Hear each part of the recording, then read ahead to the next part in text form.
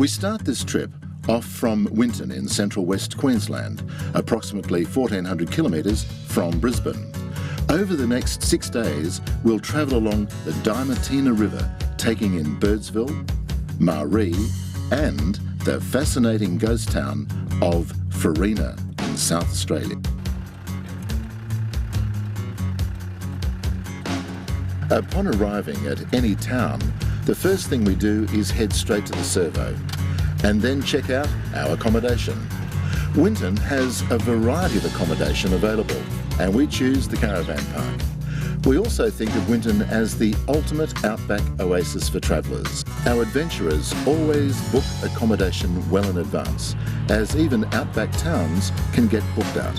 There is heaps to do and see in Winton. It is rich in history, with links to the Great Shearers' Strike, Waltzing Matilda and Qantas. But today, the town is almost as well known for something far more ancient: dinosaurs. In 1999, Winton was in the spotlight with the largest dinosaur skeleton find in Australia, when a 20 to 30 tonne sauropod nicknamed Elliot was discovered. The township provides all we could hope for to restock before heading off. As we tour down the main street, we cannot help but notice the number of travellers parked on the right. This confirms the wisdom in booking accommodation in advance. Reduce hassles where you can. Pulling into town after a long drive, looking forward to a hot shower and a cold beer, etc., only to find everything booked out, can be frustrating and disappointing. Winton has some brilliant museums and tours. If you want to make the most of your trip to Winton, allow some extra time and really explore. It is a fascinating area, surrounded by the unique and the unusual, an adventurer's playground. The town has some great little stores. If you love fossicking, bring a packed lunch because you'll want to browse for hours. Another famous destination from Winton is Boulia and the elusive Min Min lights. But we have decided to take a trip out of Middleton, just west of Winton, before heading off to Farina. How Aussie can you get? Middleton consists of the remains of the original Middleton pub and of course the new Middleton pub with store and fuel. Don't you just love those old petrol pumps? There is even a 5-star shelter for campers, aptly named the Middleton Hilton. These rocks are just fascinating and are scattered about everywhere. When broken open, some have fossils inside. The rock sizes are between pebble size up to 2 tons of boulder. And how about this old grave? But we have to make a move and get back to Winton to commence our trip along the Diamantina. Make sure you have fueled up and have at least 2 jerry cans of extra fuel and the same again of water. We should mention the roads we will be travelling are good in dry conditions, although very rocky, not really suitable for conventional vehicles, and are extremely difficult for any vehicle in the wet condition. When travelling, people tend to miss so much. It really is worth pulling up and doing a little exploring. This little dry creek bed had some really interesting rocks, fossils and petrified wood.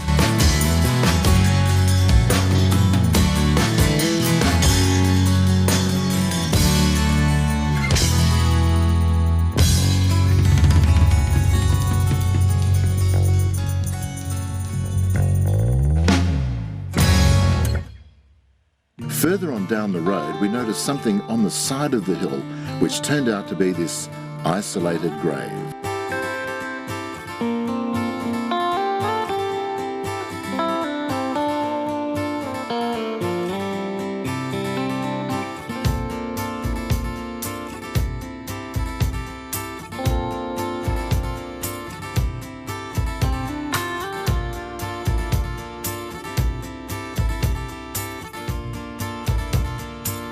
The scenery would be amongst some of the harshest country in Australia.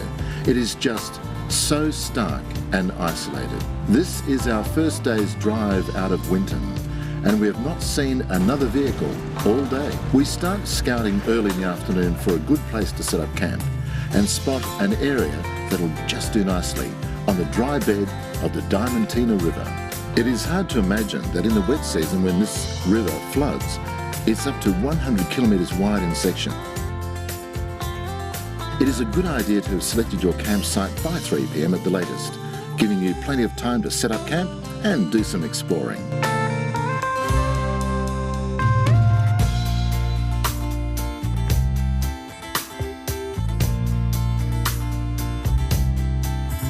Camping can turn into a nightmare, and many an argument can start while putting up tents. We have used these tents exclusively while camping around Australia, and anyone who has had anything to do with tents will appreciate it's not just setting up, but it's also the dismantling that needs to be simple.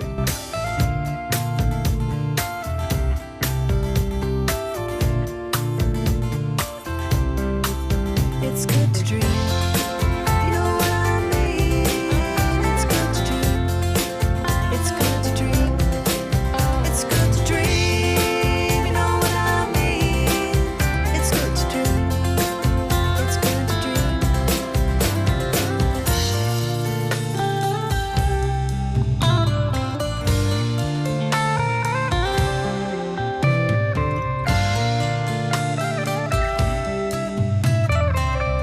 It's time to explore, and a nearby hill provides a magnificent view of this ancient land. On the way up the hill, we notice a lot of gravel, and as we progressed, there are clusters of broken rocks. The further up we go, the rocks in the clusters are less broken. On reaching the top, these cluster rocks are whole. They appear to have been pushed up to the surface over time, and the climatic conditions cause the gas within the rocks to crack them. As they slowly break up, they tumble down the hill. And by the time the rock reaches the bottom, they are reduced to gravel. We found this display of nature fascinating. It's good to dream. It's good to dream. The next day, about 20 kilometres down the road, we found our first ruins, the old Main Hotel.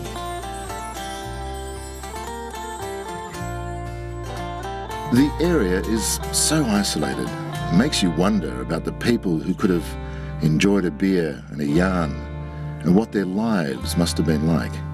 The old cellar is still there. Back then, it was the only thing they would have had to keep the grog cool. We push on, and just down the road is the Diamantina National Park Ranger Station. The ranger and his family rarely see anyone from one month to the next. Not a lifestyle that would suit everyone, but what great people. We really enjoyed spending time getting to know them and hearing about their lives, and to get the lie of the land. Good try. Verna's got one here. There's a couple of places you can camp here at Hunter's Gorge, which is a more open spot, a bit overrun with putty cats at the moment. But it's a nice spot. Well, it's got hills that come right down to the edge of it, and there's a nice long open clear water hole. What a great spot he sent us to, on the banks of a section of the Diamantina with water. We didn't fish or swim, but we got to meet some of the locals.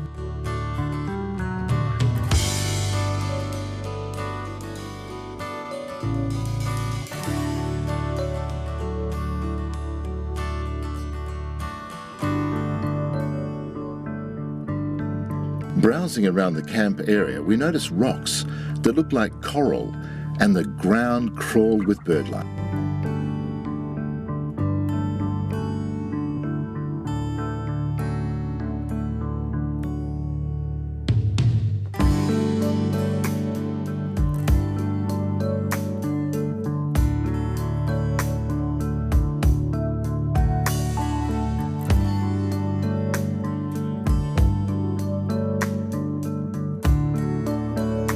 The next day, we took off on a 4-hour tour of the park, as suggested by the ranger.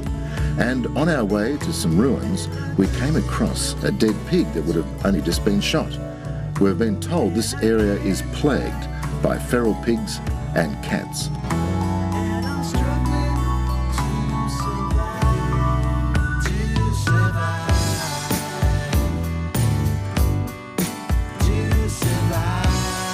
The ruins are a real mystery.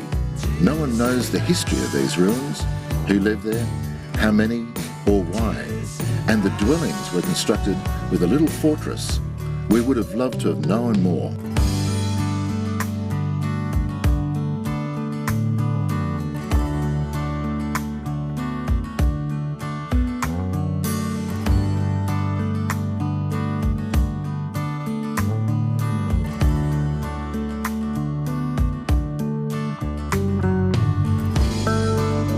We hit the open road again, heading for Davenport Downs Cattle Station, which covers an area of about 3 million acres.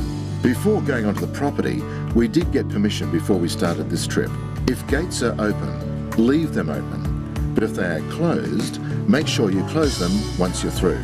It is the law of the bush and applies everywhere in Australia, not just here.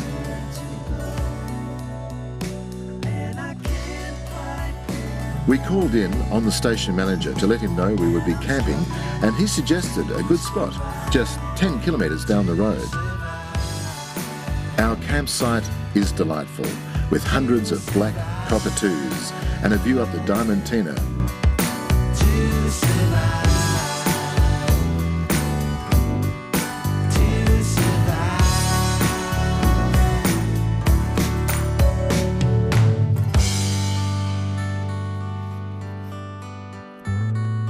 What more could you ask for?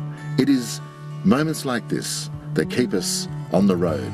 Definitely a place to lift the spirits and stir the soul.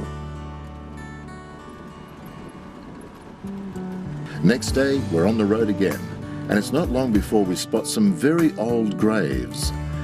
This time, it was really unusual, as there seems to be 2 separate graveyards about 150 yards apart.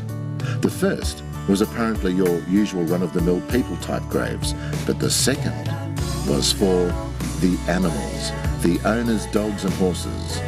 And it made us realise the importance these people placed on their animals all those years ago in such isolation.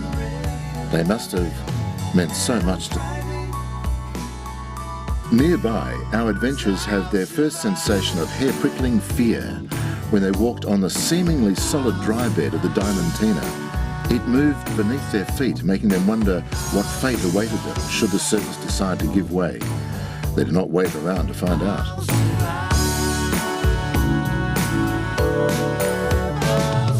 Back on the road and heading for Birdsville, and the main road where we see our first vehicle in 4 days.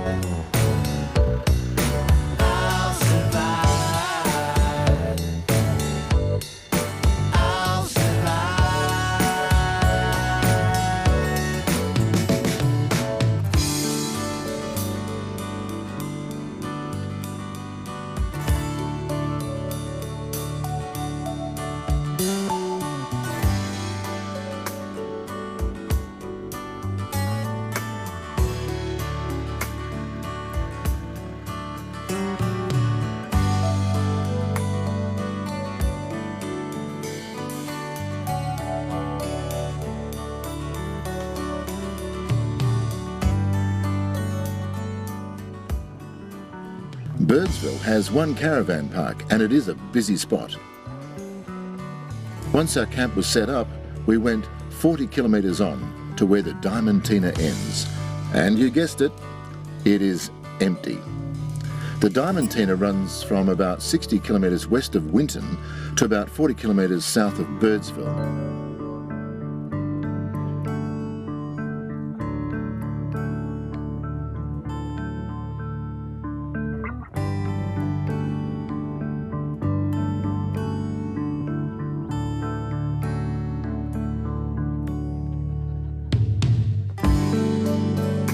Back in town, we take a closer look at the old Birdsville Hotel ruins before heading to the new one for a coldie.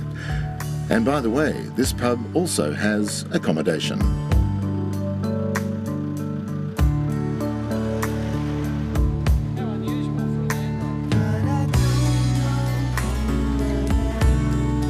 Birdsville also has a great servo and is a great place to restock before taking to the road again.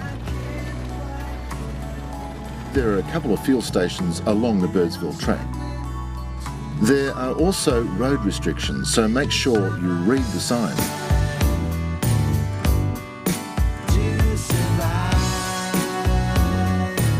We head into Marree, the gateway to the outback, the last known point of civilization.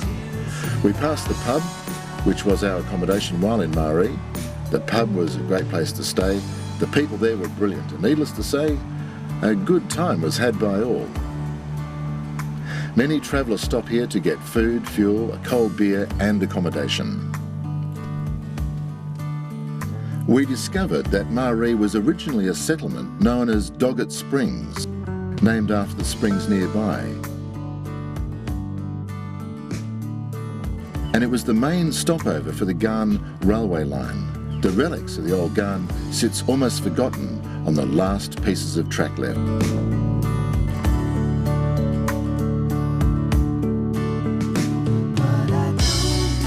And there are also reminders of the Afghan camel train trade.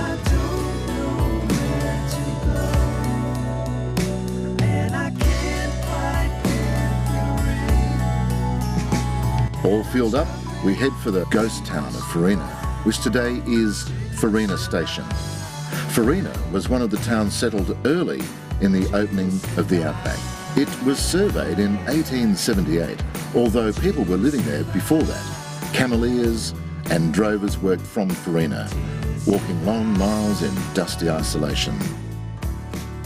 Pioneers struggled against the climate, distance and low rainfall to develop the area.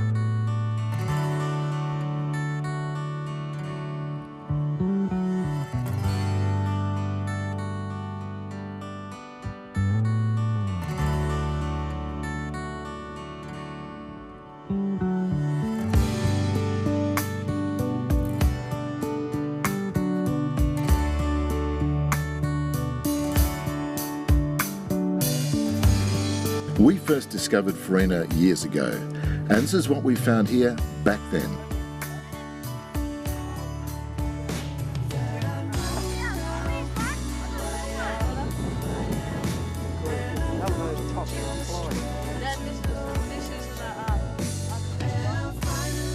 They're all cork, they're corkscrew hens.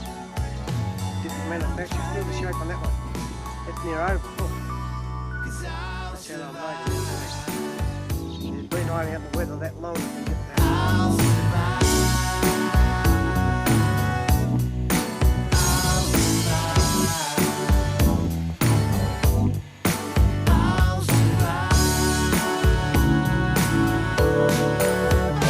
The bush camp is great. We could not believe we'd find everything so clean, and even a donkey for the shower.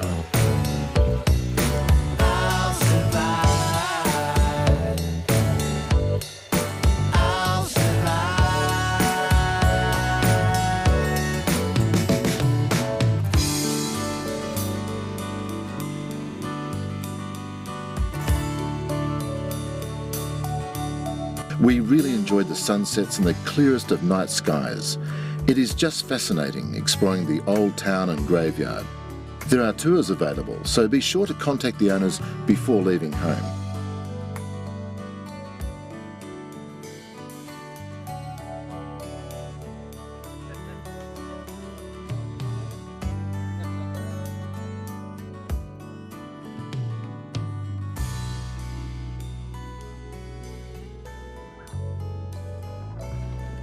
This has been a great trip, and we'll do it again. Maybe we'll see you there. If you'd like to know more, visit www.giveanaussieago.com.au or call us on 07 55 203 179.